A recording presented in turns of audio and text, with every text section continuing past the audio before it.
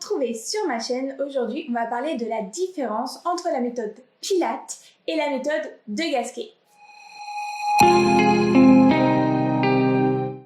Bonjour, pour ceux qui ne me connaissent pas, moi c'est Lorelai, je suis coach sportif, instructrice en Pilates, en de Gasquet et en yoga. Et aujourd'hui, je vous parle de la différence entre la méthode Pilates et la méthode de Gasquet. On m'a demandé beaucoup de fois, mais quelle est la différence? Qu'est-ce qui est mieux? Donc aujourd'hui, dans cette vidéo, je réponds à toutes vos interrogations et je vous explique bien les différences entre les deux méthodes. Comme je vous l'expliquais, moi je me suis formée dans les deux méthodes. Alors il y a encore certains instructeurs qui sont un petit peu en mode guéguerre entre une méthode et l'autre, c'est pas du tout mon cas. Je trouve que dans chaque méthode, en fait, on peut prendre des choses. Et pour moi, ça m'a énormément apporté de me former dans les deux méthodes.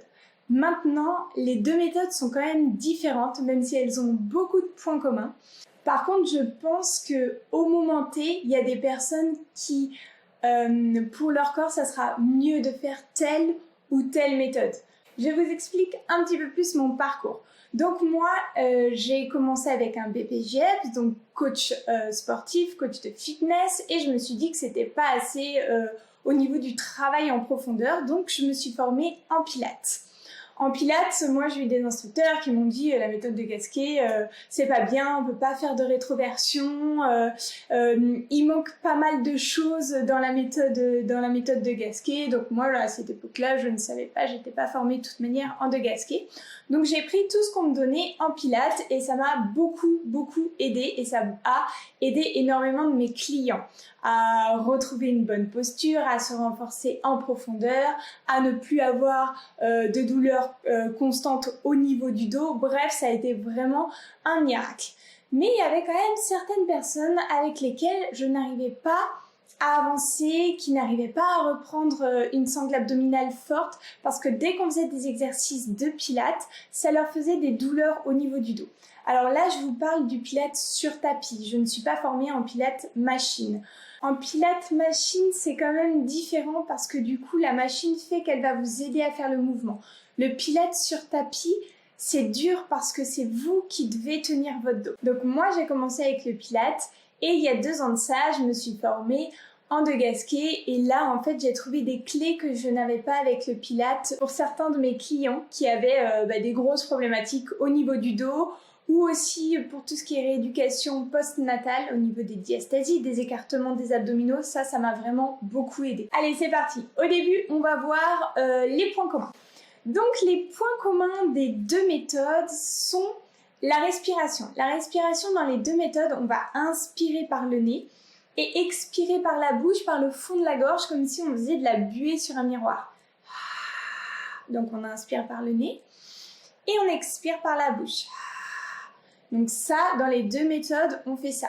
Dans les deux méthodes aussi, on va chercher l'autograndissement. On va toujours vraiment chercher à allonger notre colonne vertébrale, à en fait espacer nos vertèbres entre elles pour que nos disques intervertébraux respirent.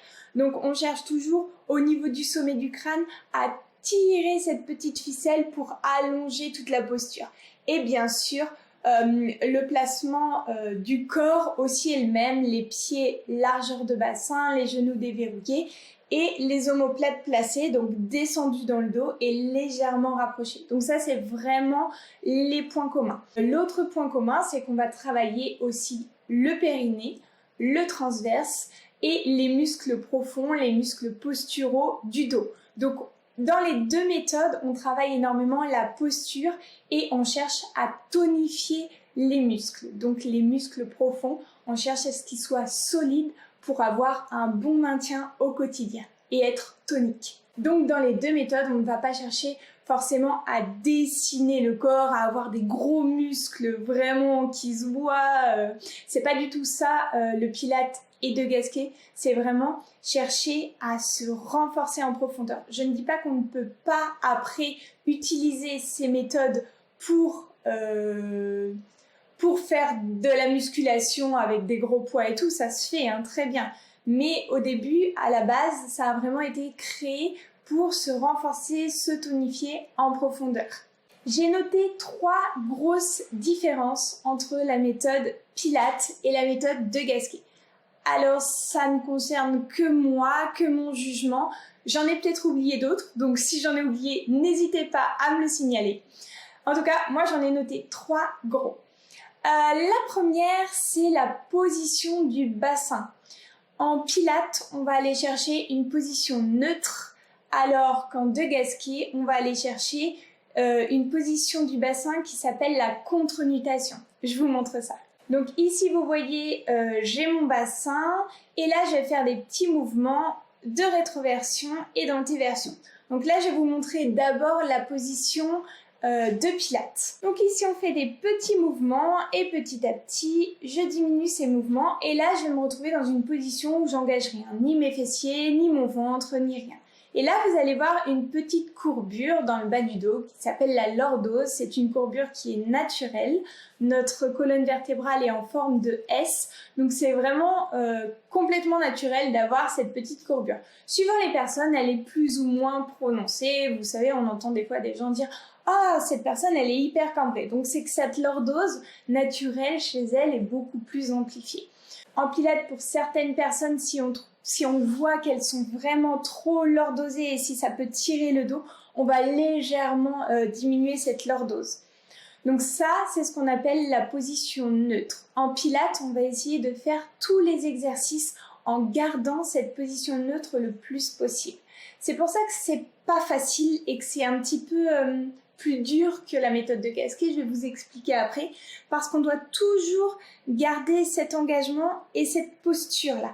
Donc c'est pour ça que ça va être un petit peu plus dur parce qu'on va toujours essayer de garder cette petite lordose dans le bas du dos. Et surtout au niveau des abdominaux, du coup ça va être très engageant sur tapis. Au niveau de la méthode de Gasquet, on va placer le bassin en contre-nutation. Qu'est-ce que ça veut dire? Donc je vous montre. Là je suis en position neutre, comme en Pilates, comme la position qu'on vient de voir juste avant. Maintenant, la contre-nutation, en cours, vous entendrez souvent dire « tirez la queue du chat, tirez la queue du chat ». Et bien, c'est un peu ça. En fait, on va imaginer que le bas de notre colonne, là, on va imaginer qu'il y a une queue du chat qui continue au niveau de ce bas, cette colonne, et on va essayer de la tirer. Donc, c'est hyper subtil comme mouvement. On va tirer cette queue du chat pour que le bas de notre bassin s'étire un petit peu plus. En fait, on ne va pas du tout casser les vertèbres entre elles et les écraser, mais justement, au contraire, on va chercher à allonger un petit peu plus, ce qui va un peu lisser le bas de notre dos, sans complètement enrouler le dos. On garde toujours cette notion d'autograndissement, mais par contre, le bas va être tiré légèrement. Donc ce phénomène, ça s'appelle la contre-nutation.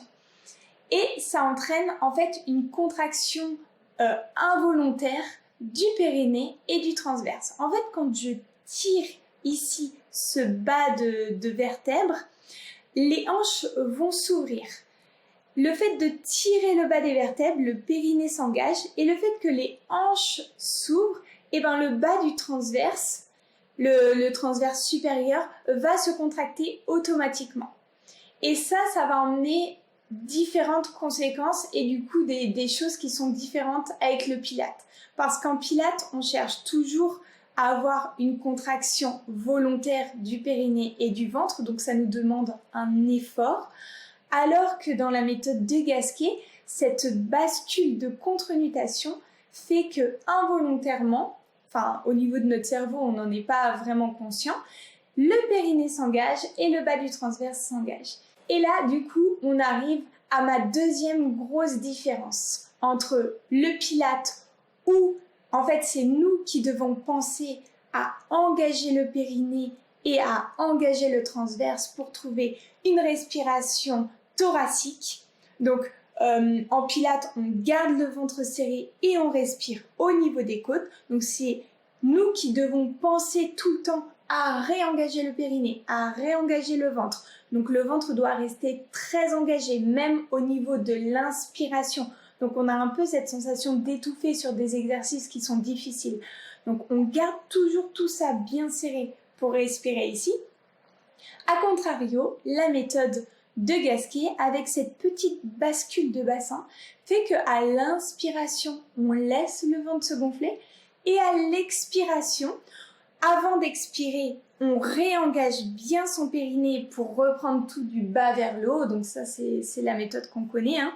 Donc, à l'inspiration, on laisse le ventre se gonfler, on vérifie qu'on a toujours notre contre-nutation, on réengage périnée, et là, à l'expiration, le ventre tout seul va faire son travail, va faire que, en fait, nos abdominaux vont se contracter du bas vers le haut et vont remonter les organes. Donc ici, ce qu'il faut penser à la méthode de Gasquet, c'est vraiment le starter, le périnée. J'inspire, le ventre se gonfle, donc je suis en contre-nutation, starter. Périnée, à la fin de mon inspiration, je resserre mon périnée. Dès que je sens que mon périnée est bien serré, j'expire tranquillement pour faire mon exercice. Et là, le ventre se rentre tout seul. Le transverse s'engage du bas vers le haut. Dans les deux méthodes, il y a vraiment cette notion bas-haut. Ok, on commence toujours par le périnée. On ne cherche absolument pas à pousser le ventre vers l'avant ou à pousser vers le bas. Ok, donc nous, c'est vraiment, dans ces deux méthodes, c'est vraiment ce qu'on veut éviter, les poussées d'organes vers le bas et la poussée du ventre vers l'avant. Pour finir, je voulais revenir sur un petit point que moi j'ai entendu pendant mes formations ou que certaines personnes m'ont parlé pendant que je faisais des formations. C'est qu'on dit qu'en De Gasquet, on ne fait pas du tout de rétroversion. C'est vrai et c'est pas vrai. C'est-à-dire que en De Gasquet, ils vont faire des chats qui s'étirent, mais dans une notion de ne pas écraser le bas du dos. Donc, concrètement, en fait, ils vont garder cette contre-nutation et ils vont chercher encore plus à étirer, mais sans casser. Donc pour moi, c'est pas vraiment, on fait pas de rétroversion, on n'a pas le droit de bouger la colonne. Moi, au début, quand je suis allée faire mes formations chez De Gasquet, je pensais vraiment qu'ils allaient me dire on doit rester toujours très droit, on ne doit pas bouger. Et là, j'ai été vraiment agréablement surprise parce que, en fait, c'était pas du tout ce qu'on m'avait dit. Donc, attention à ce qu'on vous dit. Essayez de voir par vous-même. Donc, vraiment, il n'y a pas cette interdiction de bouger sa colonne vertébrale. Il y a plus juste, ils font un petit peu plus attention à rester vraiment dans l'axe. Par exemple, les torsions, on va bien aligner le bassin pour que tout soit bien dans l'axe pour faire une torsion où il y a le moins de pression possible entre les disques, entre les vertèbres. Donc, c'est toujours dans ce souci de ne pas casser, de ne pas écraser les disques intervertébraux, mais de garder cet allongement le plus possible. Donc les trois grandes différences de ces deux méthodes, c'est vraiment le placement du bassin. Donc ça va être la clé. En Pilates, position neutre. En De Gasquet, contre-nutation, donc la queue du chat. Et l'engagement du périnée qui, pour le Pilates, on va essayer de le garder tout le temps. Pour De Gasquet, ça va être comme un starter. Et l'engagement du transverse qui, en Pilates, on va le garder toujours bien serré et avoir une respiration en haut. Et en De Gasquet, on va laisser le ventre s'engager automatiquement. Ce qui va permettre aussi à notre diaphragme de faire son vrai travail, du bas vers le haut. En Pilates, il est un petit peu coincé du coup. Vous vous attendez peut-être à ce que je vous dise prenez cette méthode ou prenez cette méthode. Je ne peux pas vous dire ça. Pour moi, elles sont complémentaires. Dans mes cours, des fois j'utilise une méthode, des fois j'utilise l'autre. Je trouve que les deux travaillent un petit peu différemment. De Gasquet, je trouve que ça va encore plus en profondeur. Donc, j'en fais régulièrement, moi, dans mes entraînements. Personnellement, je fais plus d'exercices de pilates parce que moi, j'ai un peu un caractère feu et j'ai besoin de me dépenser. Et en pilates, je trouve plus ça, alors qu'en De Gasquet, c'est vraiment, vraiment axé sur la respiration en profondeur. Donc c'est très très bien, mais pour moi qui ai une énergie débordante, j'ai besoin plus de pilates. Après, pour vous, ça va dépendre où vous en êtes. Par exemple, si vous êtes en post-natal, je vous déconseille le pilates, vraiment, allez en De Gasquet. En De Gasquet, ils sont très très bons pour ça. Si vous avez des grosses problématiques au niveau du dos et que vous n'arrivez pas à faire d'abdos, dès que vous essayez de faire des abdominaux, ça vous tire le dos, je vous conseille à 1000% le De Gasquet. Si votre sangle abdominale est encore très faible, que vous reprenez l'activité physique, je sais pas, vous avez été blessé, ça fait, je sais pas, 15 ans que vous n'avez pas fait de sport, vous sentez que vous n'avez plus du tout de sangle abdominale, Pareil, commencez avec les exercices de gasquet. Et petit à petit, venez aux exercices de pilates au niveau des abdominaux. J'espère que cette vidéo t'a plu. N'hésite pas aussi à faire cette vidéo où là, je reprends toutes les bases en pilates. Donc, tu comprendras très bien comment placer ton bassin, comment engager ton ventre. Si tu as aimé cette vidéo, laisse-moi un petit pouce bleu, un commentaire, ça fait toujours plaisir, un partage, ça m'aide au niveau du développement de ma chaîne. Et bien sûr, abonne-toi pour louper aucune vidéo. Ciao, ciao!